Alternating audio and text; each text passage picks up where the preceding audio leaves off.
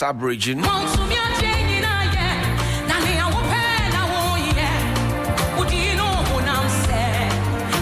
About Ghana, sustainable relations. We intend to sustain peace in conflict-prone areas. You know that all around us, the ties here and there.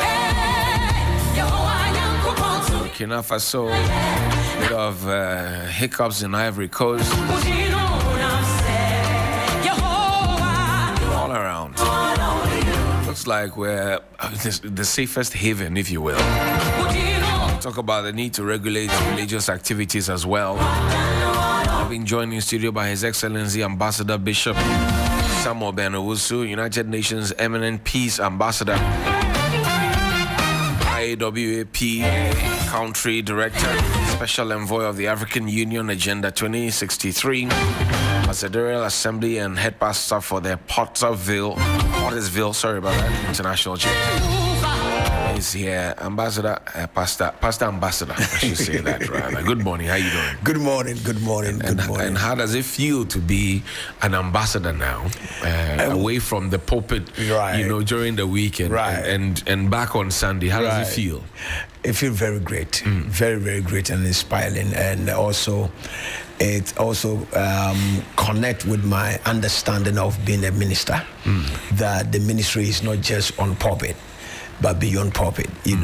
Sometimes the pulpit, is big enough to reach the whole world, but not everybody will listen to you. So God, I believe that give us this access so that we'll be able to explore a lot of things within us. Because as pastors, we are supposed to be socialists. We are supposed to be interested in the development of our people. Right. Not just because of the people that only come to our church, but every human being should be part of your message and your assignment. And that's what I saw Jesus did. He was not limited to the church. He only goes to church sometime, but most of the time you see Jesus affecting people in the street. So I believe that it's time that pastors have to also understand that we need to get into the people and help the people. We stand between the people and also God and things like that, not just for our members. Yeah, so I feel very great. I see. How did you come by this new role? If I say I came, then it means that maybe I worked it myself. But it's number one, I would say is by grace. Number two is also by hard work and other people that have been observing us for a while. Some of this appointment doesn't come by yourself. You don't appoint yourself. You have to be working somewhere, and whilst you're working somewhere, little will you even know that there are people that are observing you for years and time and things like that. So over the years, for the past 5 years, I've been working with AWPA, International Association of World Peace, which is an United Nations ECOSOC granted organization, and being the peace ambassador and also Ghana country director for Ghana. I think that the African Union has also been monitoring me and also been watching and following all the impacts that we've been doing over the time, and that led to that. I didn't apply. It's not something that I applied. It's some work you have done in the past. Yes. So I was nominated. And, What responsibility does this role place on you regarding, for example, how well Ghana is placed as considered as a safe haven, and now you have all the trouble around us, coup leaders here and there, people seeking to take over. What responsibility does it place on you? One of the things that we must understand is that when you are fine, you are not fine. When it looks like you are okay, I think that is the most difficult aspect of life. Right. When somebody is in trouble, everybody knows that you are in trouble. You need help. That's right. But when it looks like you don't need help, that is where you actually need help. And that's where security is very important. That's why where you need to really put things in order, because anything can happen and you lose it in a minute. So Ghana, looking like a safe haven, actually it's not safe at all. Because if you look around and you see all the attacks going on within the system, system and around us, it really points to us that we may have a problem, because every other thing, we are the receivers. We receive the problems, we receive the issues, we receive the refugees, we receive the attacks, we receive everything. So it places a very high responsibility on me to speak more to our governors, to stakeholders, and to let us know that no, we need to do well so much to the extent that if anything happens, we will not have to, be beggars and things like that. Because right now, especially when you look at Africa terrain system that we have and our development system, we always wait for something to happen before we look for solution. Look at what is happening in Iran and Israel right now. Tel Aviv. Whilst I was coming, I was thinking and I was writing something. Imagine some of this bomb just enter. Sorry to say, I'm a prophet. God forbid. How prepared are we? It looks like we think we are okay, but we are actually not okay when we don't have an excess of everything. We are living in a scarcity season, a time of emptiness, where we don't have enough of money, we don't have enough of fuel, we don't have enough of light, we don't have enough of health stuff to deal with anything that happened. Look at COVID. When COVID happened, we were hit down. Thank God for this, for African continent, the land of Africa, that at least it helped us small, that we are not this. But if anything happened to us, are we prepared enough to be able to? I think that this is my course, this is my assignment. I want to push the agenda so much to the extent that the 50 years agenda of the AU should be, enforced. That we don't need to wait for the 50 years. We need to start having enough here. America have enough gold more than Ghana. UK have enough gold more than Ghana, but they don't have a gold mine in America, or maybe more as we have in Africa here. In UK, how many gold mines are in UK that they have gold than us?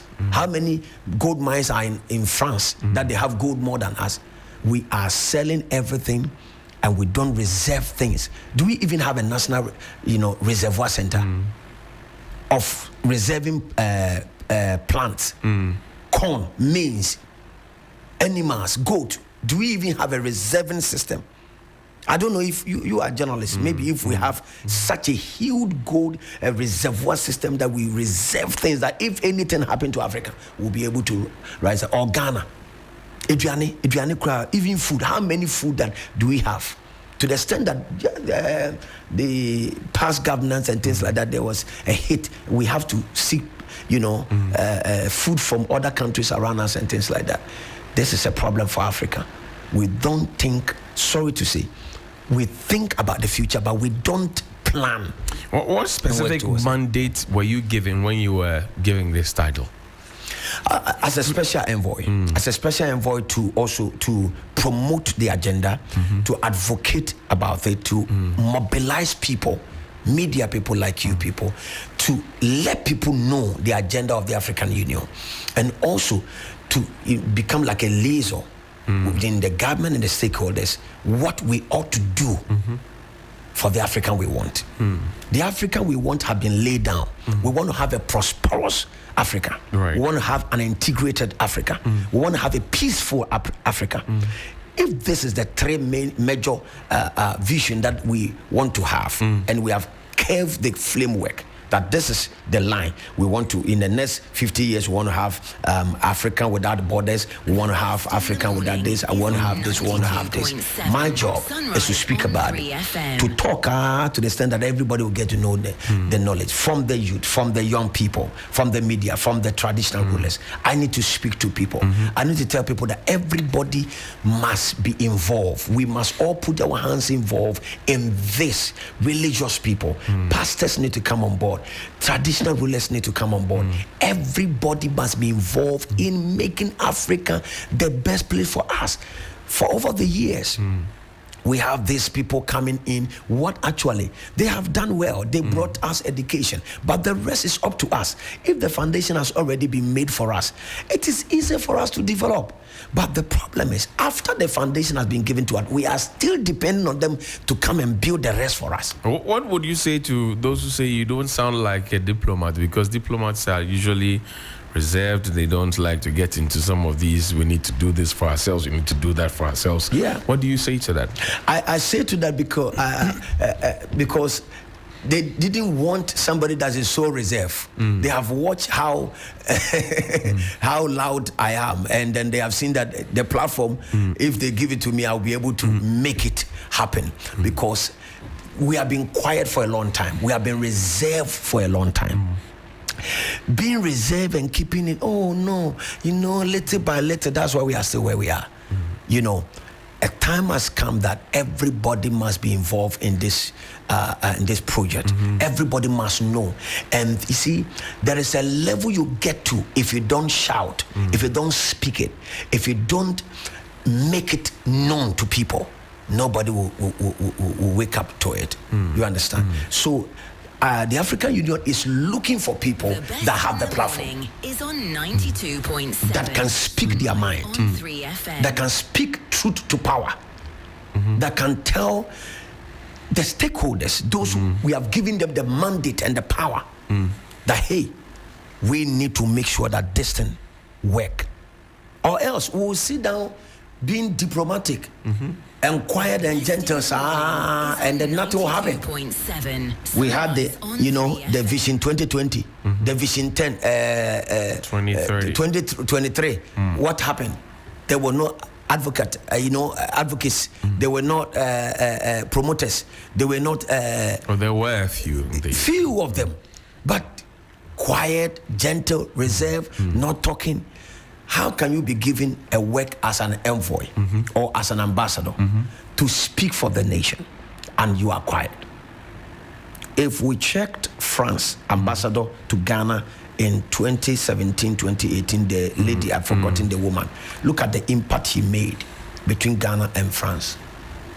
She came in with a certain new dimension of ambassadorial exposure. Is that not so? She was a woman, I've forgotten the name.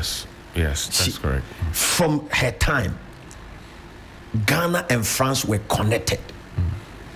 So much to the extent that we start seeing even Ghanaian companies and organizations holding conferences and events in France. But that's a political and economic appointment. Yours is not. Yeah, it's not political. So why are you meddling in those affairs? Why are you involving yourself in those affairs? Because I've been an ambassador for the U.S.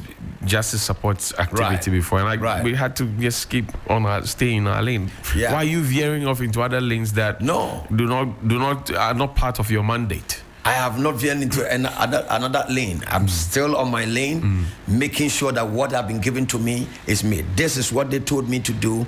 You need to speak for us. You need to do this, mobilize people, put people on their toes, let the government know that, hey, this is it. You understand me?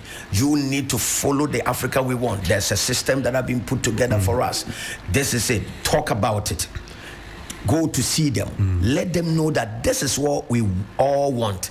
We all sat down and we created a framework that we want to see Africa in the next 50 years in this manner. And then you are quiet. And then you forget about the mandate. No.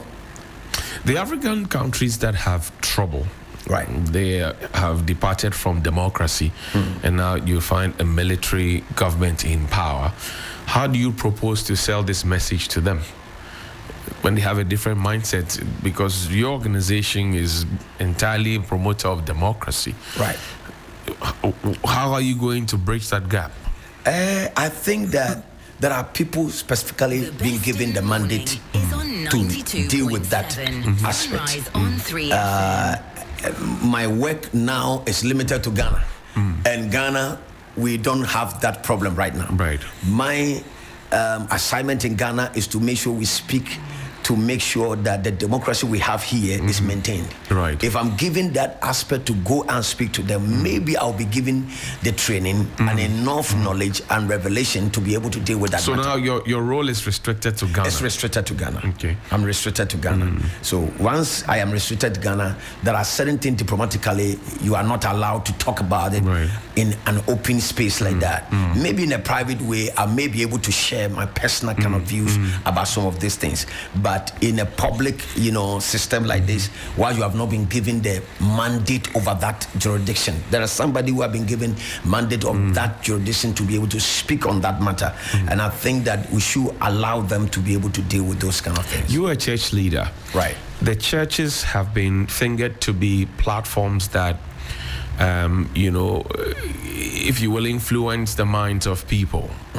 And you find some of the preachers and you cringe and you ask yourself, okay, so what's the essence of this message or sermon to the people? Right.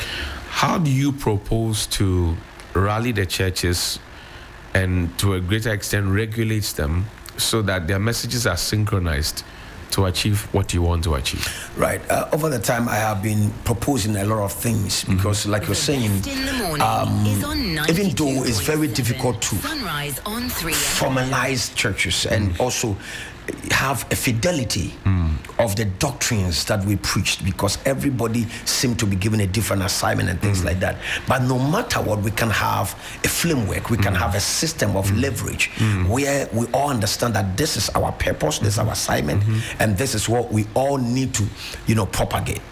And that comes to the disintegration factor of the church. If you look at the church in Ghana, we actually don't have a central system. We don't have a commission responsible for that. Even so, I would be proposing to the Minister of Religious and Chieftaincy Affairs and Traditional Rulings and things like that. I will do very soon. I have done that proposal before this new government come, and I didn't hear anything about it, but I will follow up and do more this time. I have been calling for the National Commission of Christian Churches. So that all religious organization groups will come together to form, a one body. Because as it is now, we don't have a one body. We have the Christian Council, which is different.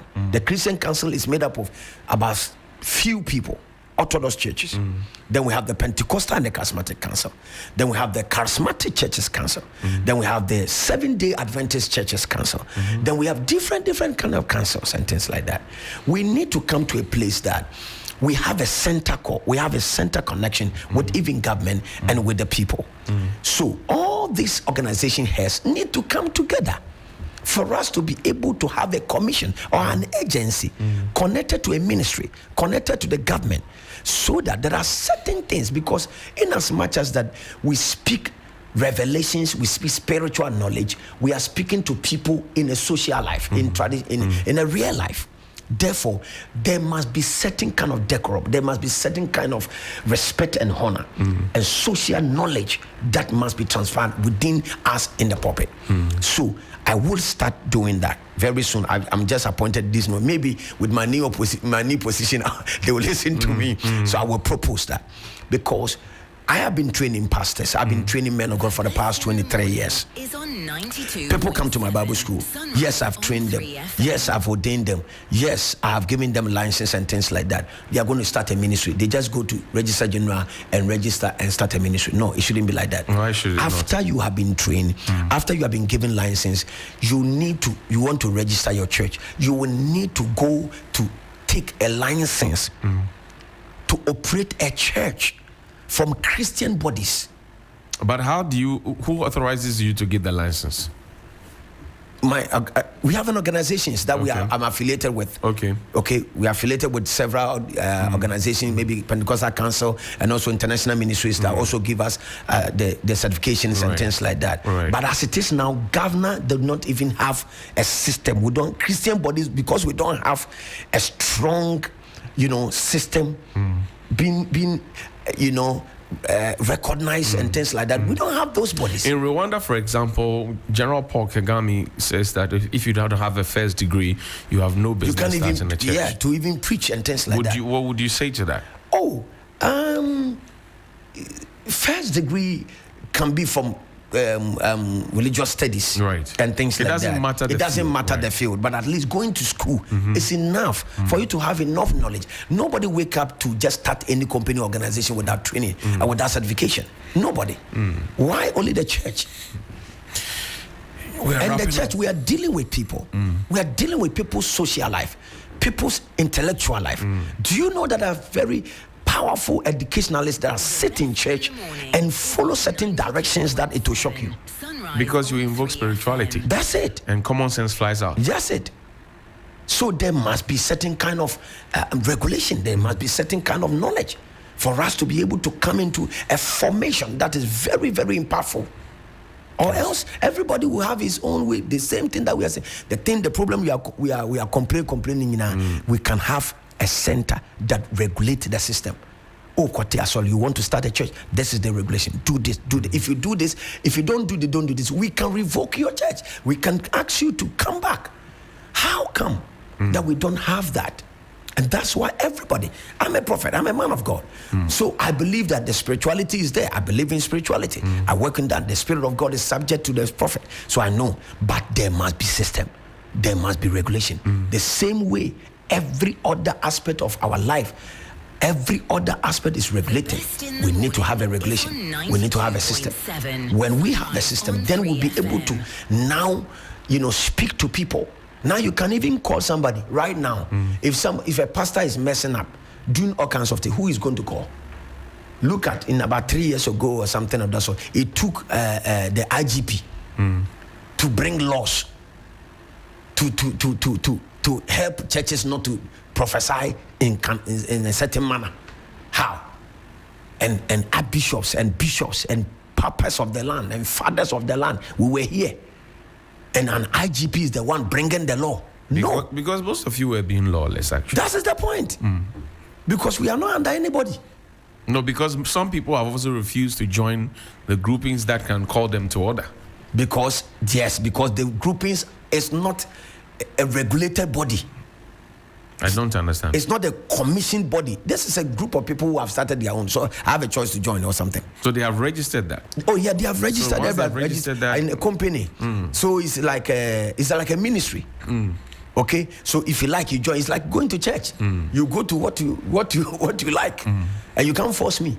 But if the government have come into a certain kind of agreement with all these organizations, hey, okay, from now every pastor joined is compulsory. Go and join. Be part under a body, so that when we want to reach you, we know where to call, who should call. If you are charismatic, go and join the charismatic organization. Is that too much for us to do? Okay, we have to go. Our time is up. Thank you very much indeed for your time. Thank you so much. I appreciate His Excellency Bishop Samuel Ben Owusu. Appreciate. We're grateful. This is your grandpa. Is it your own that is in charge or what? No, it's a brand on its own. Okay. Yes, wow. Thank you for the time. Pleasure. Thank you for the opportunity. I appreciate you. Thank you very much indeed.